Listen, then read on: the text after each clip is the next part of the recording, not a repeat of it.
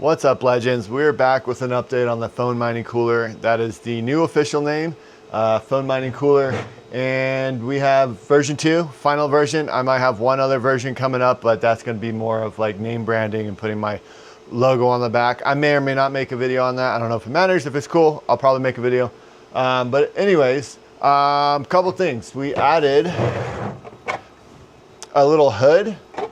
That way, when you have the phone in, it directs the airflow more angular out this way. Sorry, you can't even see that. So we get more heat or more air coming through this way and knocking off any heat that might be building up on this side here. Because if you look at it, part of the phone is not going to have any coverage, about that much. So just a little bit. I don't think it's going to matter too much, but I would like to have the option for people to have this little hood if they want to.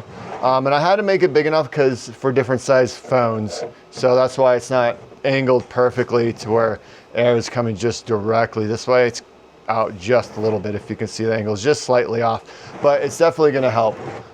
And so I also, I lowered the base a little bit. It was about this thick and it kind of seemed overkill. The fan I have in here is a standard like 120 and it's about that thick. So there's plenty of leftover space in there.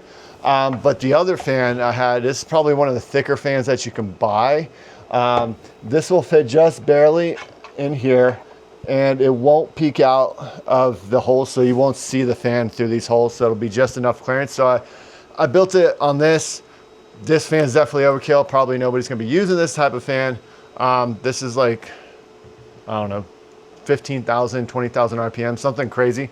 Don't need that, that's definitely overkill, but I built it for that just in case. And then we totally redesigned the inside part here.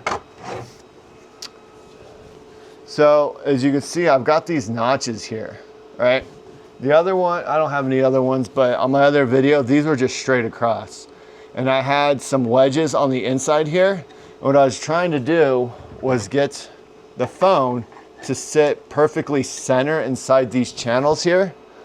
That way airflow can go on both sides of the phone.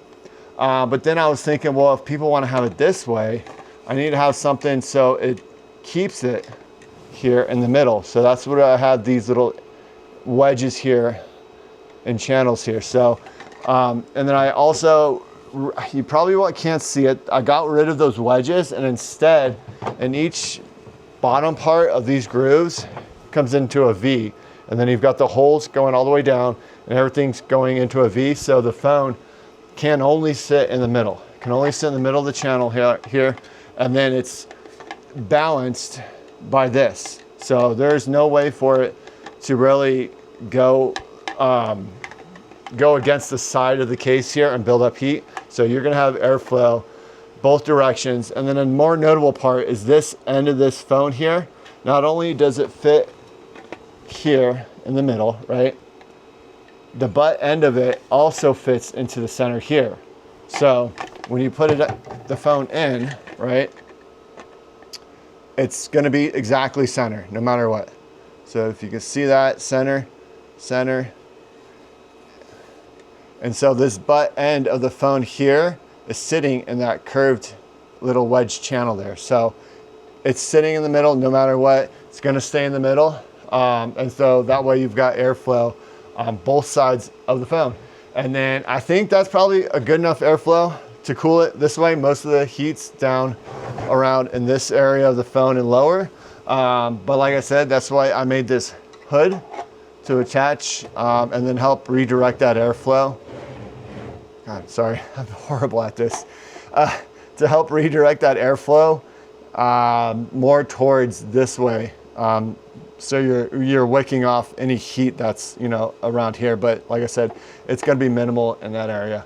And that's pretty much it. Let's go to the what did I learn? So first edition of the hood was this guy.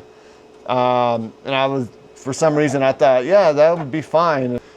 And I didn't really think about it not being very secure, right? So like, I mean, it'll stay, right? But it's not secure. It could easily fall off.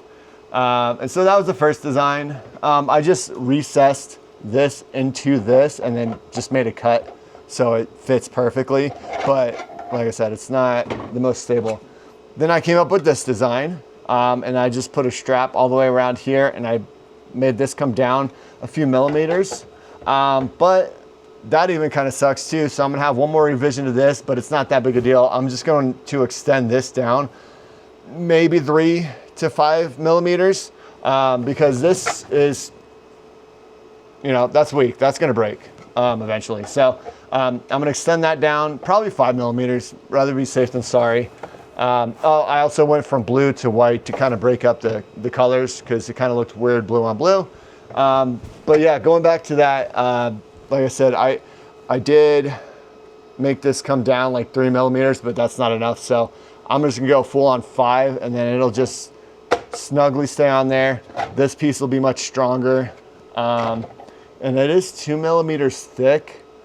Maybe I should go thicker. I don't know, I'll mess with it. But it's funny because like when you're designing these things in the software, it looks like I don't know, because you're zoomed in, it looks like, oh yeah, that looks plenty enough. You know, that's this in my head in the software, it looked like it was plenty.